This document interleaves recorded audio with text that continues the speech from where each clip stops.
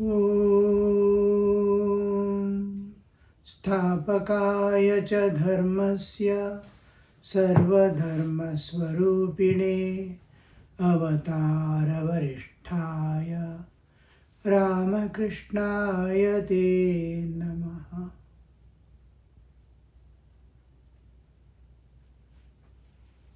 The Gospel of Sri Ramakrishna.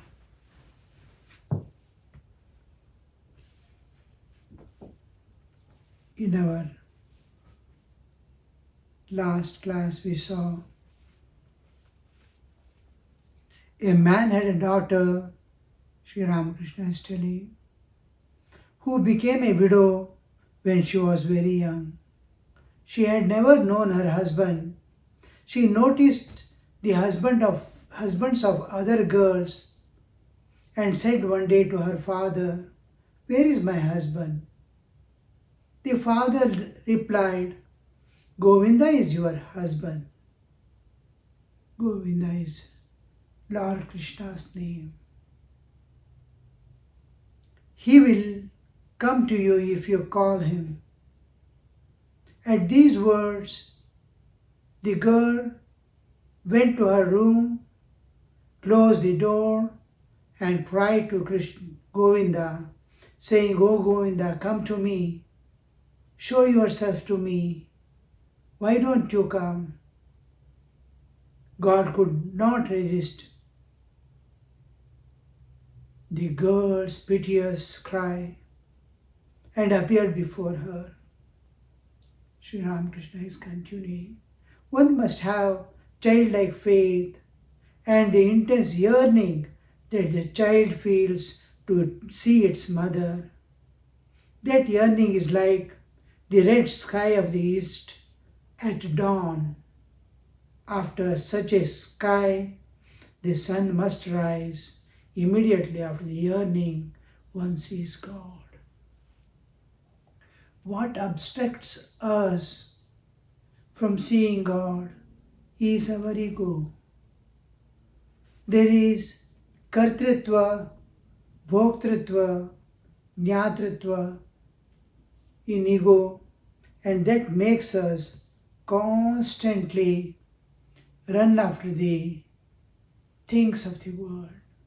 And it doesn't end with the thinking and running after. It remains as perennial seed within. And the mind becomes clouded by the vasanas, tendencies that we have created again and again of this world. In yearning, the mind gets merged in heart.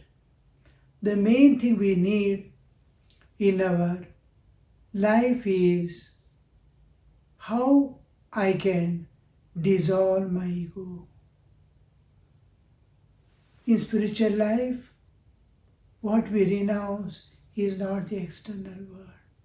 What we renounce is not the duties of life. We do with greater intensity, greater dedication, but without attachment and without doership, the ego. When mind is free from ego, in which the doership, I am doing, doership is fixed. And when we see that the mind is possessed by vasanas and ego wants to run. With longing, when longing comes, the mind, which is a part working in the brain, slowly descends to heart. When we sleep, all senses and mind return back to heart and enter within. That's why we are able to leave this body totally and enter into dream state and from there to the deep sleep state. That is possible only when we see we are in that state where there is no ego, there is no mind. ego will remain not as doer with doership. In ego there are three things: kartritva, bhoktritva, jnatritva. Doership, enjoyership, and knowership.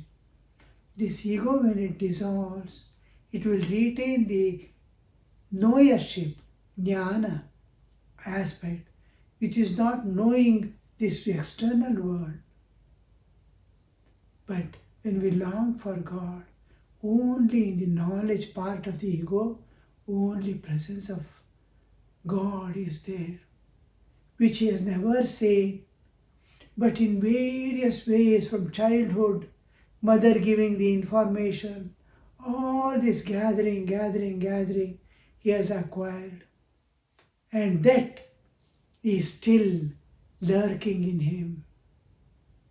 And that part, along with the little hearing, studies, this, that and all, finally Guru coming into the life. If external Guru is not there, internal Guru, God presents, nature presents, by which we clearly grasp the whole knowledge of the God. And that knowledge, there is a thing I have to attain. Just like a schoolboy, when he goes to school, when he finishes his 10th standard, he has never experienced what is exam of the college final. But there is a thing called college. I will have to go to that college, and then I too will have exams like that, and I will be coming out. That understanding of the whole process is there in mind. When I think of going to some place also, I am going for the first time, I have never seen, but I have that access of understanding by which I clearly, slowly I gain all that I have to gain in my life, the knowledge of that, and I start moving. The spiritual journey is similar to that. I don't know anything of God, but whatever I know, and that is sufficient to generate longing for God. So with that longing, the ego contains the kartritva and bhoktritva, the enjoyership and the doership dissolves. The longing of heart, mind merges in heart when heart starts weeping. Reasoning doesn't interfere. At all times, for everything we reason and go through the logic, because world is bound by logic. Logic maintains this world. World is going in a perfect order, in a particular way by which we can understand the things, what might have happened, what might be happening, and what is happening now, and all the laws, most of the laws that are governing this physical world in which we are living.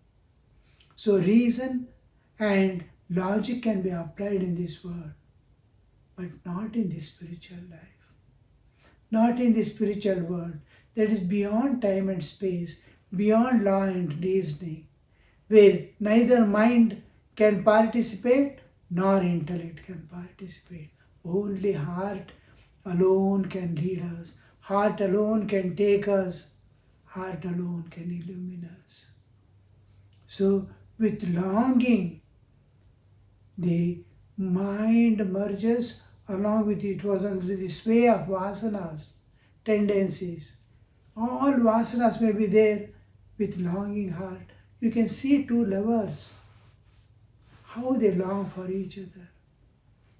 All reasoning, this, that, all disappear. Any amount of strain and pain they are ready to take up. Any challenges, any danger they are able to face. Like that will be the state of mind. And here it dissociates with longing, with all the vasanas as it is. also the mind detaches itself from vasanas and merges in the heart. This is where we see the heart is getting opened up. This heart, which is longing for God, is the one thing. When the longing begins and it sustains for longer time,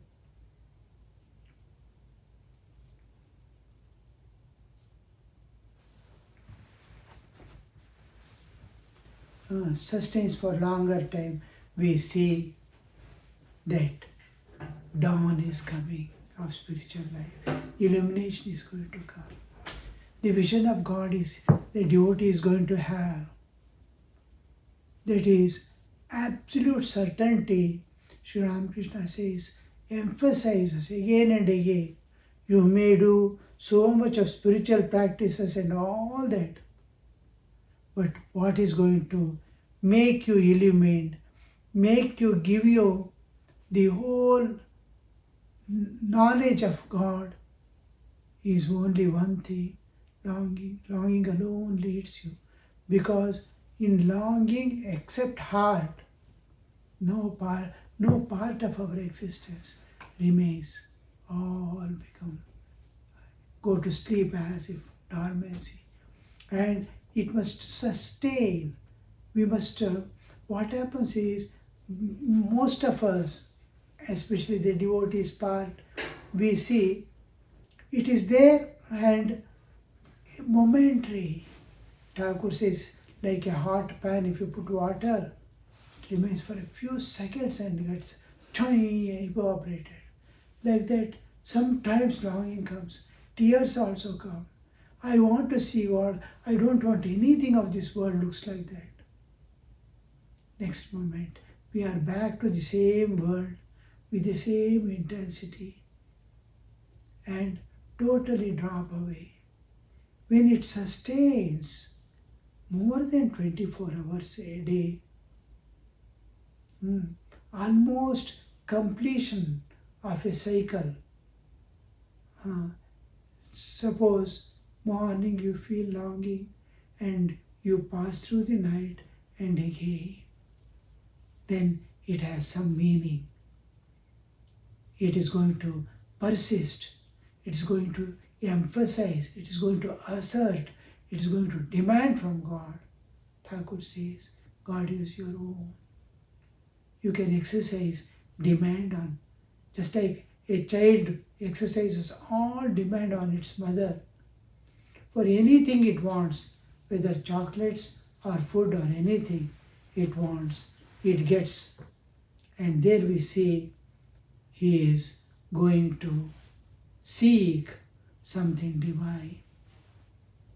Then, here in world, my longing and mother's acceptance to give or giving.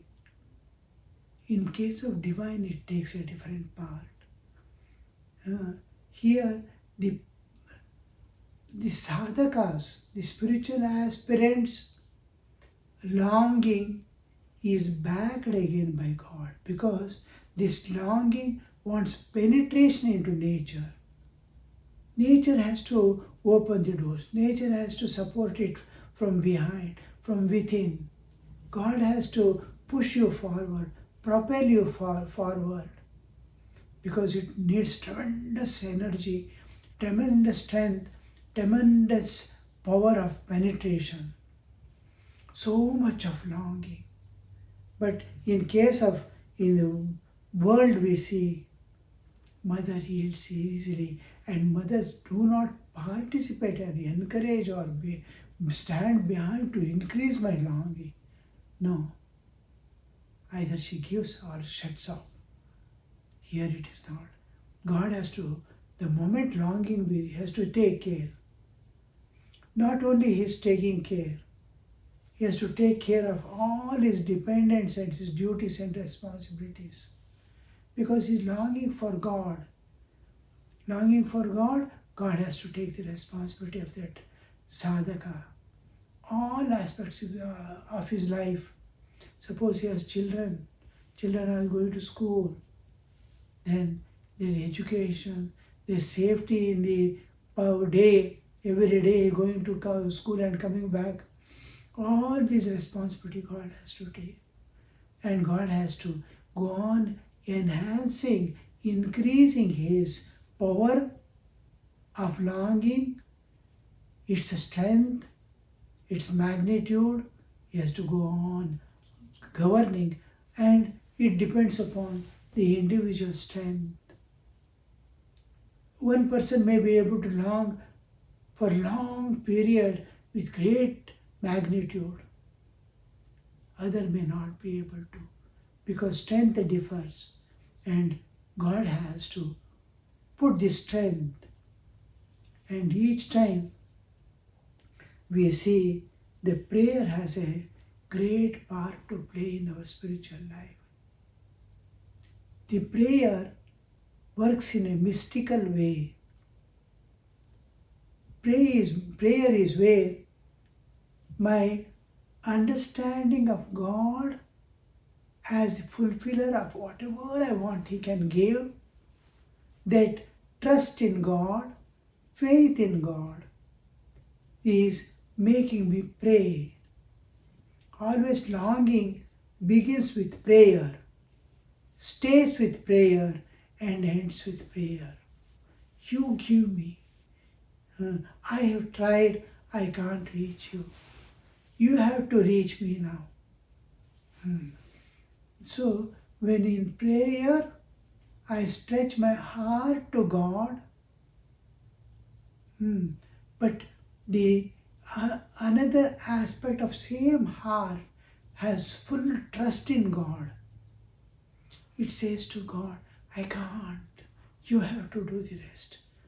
I want you, I want you. It's some kind of demand.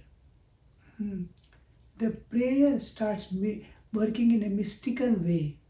It becomes a mystery like how the things are changing.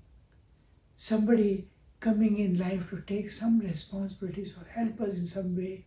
Some situations raise that I am safe and is taking care. It happens like a mystical way, in a mystery. It looks like a mystery for others and to his sadhaka himself later on when he opens his eyes and sees.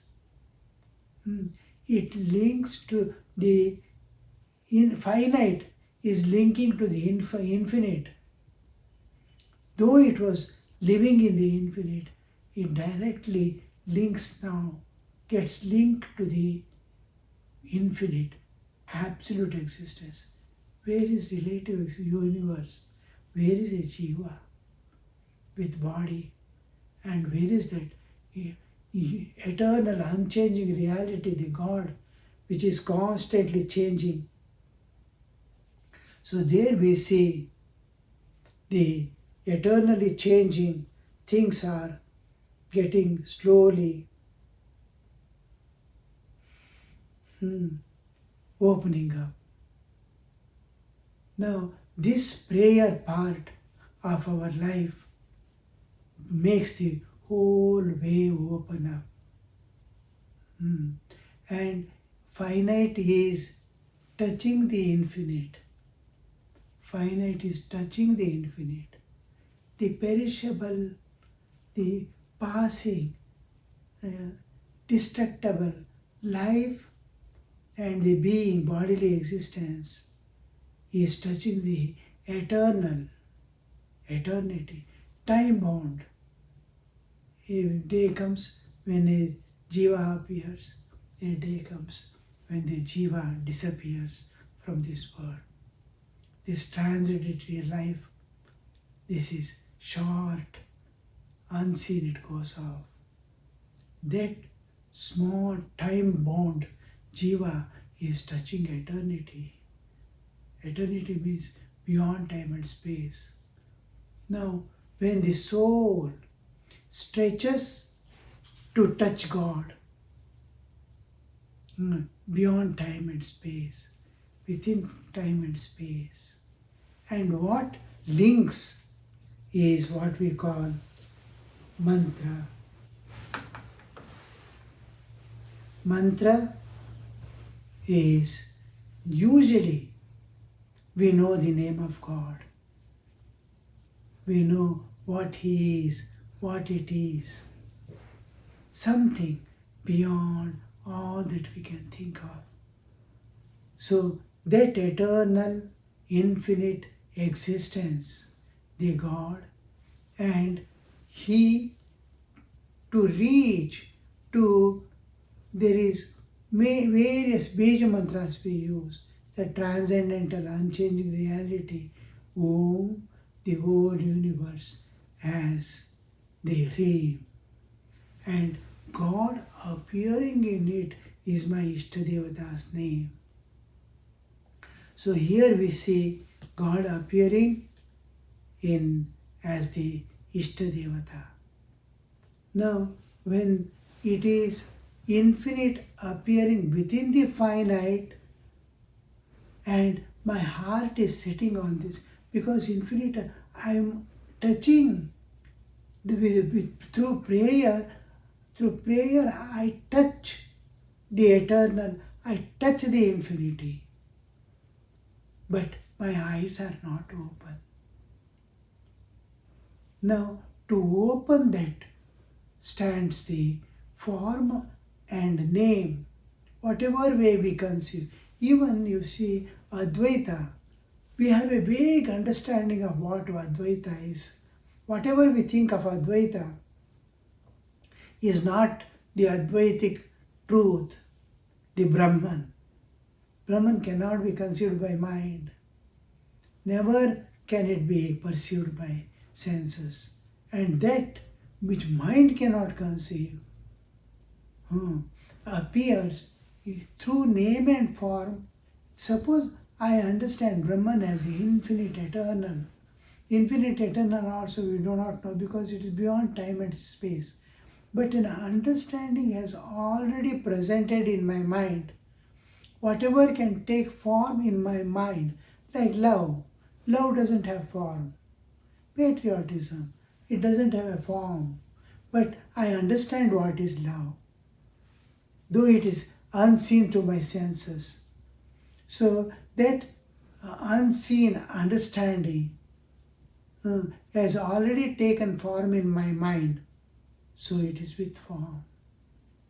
I take the one with form, and this is the God of my understanding.